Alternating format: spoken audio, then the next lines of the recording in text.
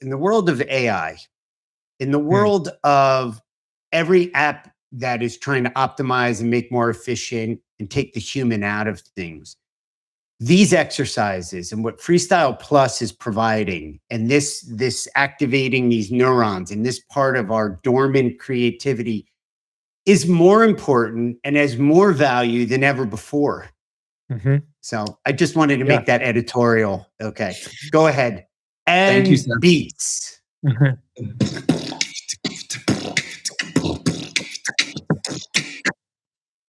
So yeah, I love everything that we just said. I think improvisers are the first gen conversational designers, right? So AI relies on something called conversational design. Conversational design are large language model sets that break down the different interdependencies in language, understanding how the mechanics to build up towards the answers of a language set work. The thing it doesn't include is prosody. And so prosody is the ability to convey tone. It's starting to get there. It's starting to understand prosody. And that's something that I think is going to really, revolutionize AI at some point very, very soon. Prosody is the ability of tone to inform through the different sound waves that emanate from our vocal box, a sense of warmth, harshness, whatever it might be, right? So that is Really? conveyed. Boom. So Chomsky is the sing-song nature of language. And now Chomsky thought it was something that was pre-programmed into us. But there's a lot of studies out there now, and I think what conversational design is getting to, which is saying, actually, it's all contextualized from the environment in which you are born into, meaning motherese, the language that our mothers speak and sing and hum to us. That is actually what the original conversational design is. And we in improv are tapping into that. We are speaking motherese. We're understanding the temperature of the room because we have attenuated in many, many different versions a large language model set that makes us good at fill in the blank here. You can put us into any situation because we have gone through many of them in our minds when we make believe and play between two people. So that conversational design is something that we are exquisite at. And we try to prove that at the top of anything we do by playing at our speed. Hmm. So here's an analogy I often use. Penguins on land are incredibly awkward. They should not still exist in the world. Penguins in water are little torpedoes and they can swim almost 30 miles an hour. And you're like, whoa, that thing just ate 15 Dang. fish. We show what penguins in water look like as human beings at the beginning of anything we do by doing something called a foundation of freestyle. So somebody will hold a beat. So there's a beatboxer up on that stage. That already is impressive, right? That's the motherese of music. All music comes from the heartbeat that we hear inside our in the womb in utero. That music that informs us at the top of our Keynote. That Wait a beat, minute. Was that a set of twins? I thought if that was in utero, I thought it sounded like no, fraternal. Okay, keep going. Fraternal, not identical, and one of them has Right. pulmonary ventriculation. So yeah, A little bit. So yeah, a little PVT.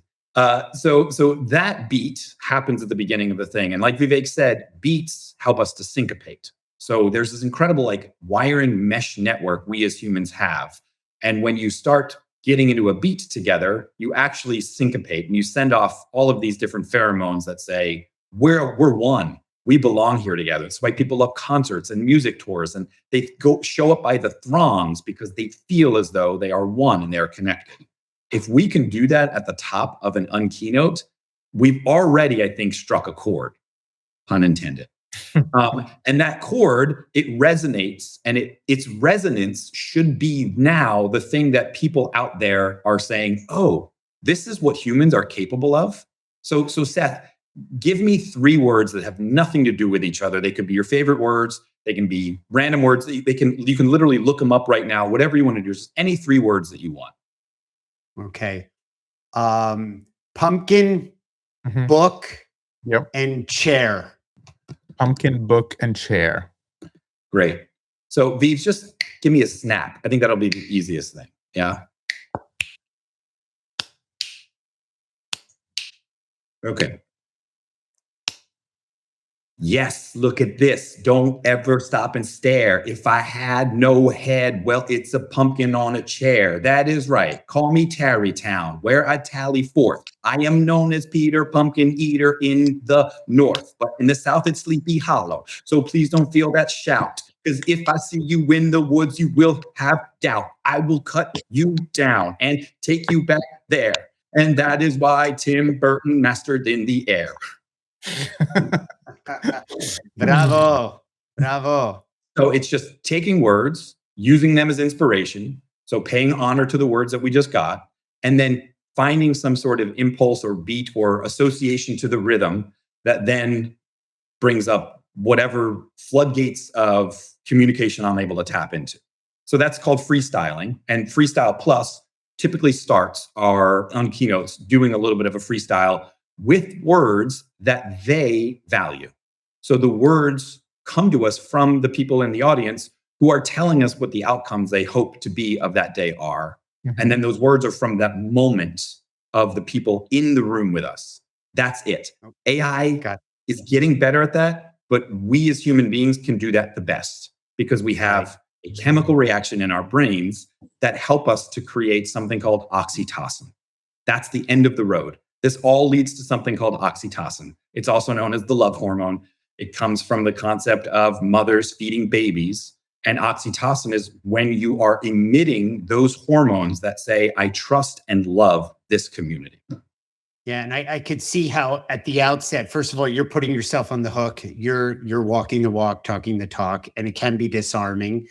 And then you're kind of setting the table. I call it softening the ground, putting the seeds in there Mhm. for everybody and anybody participating to pull in.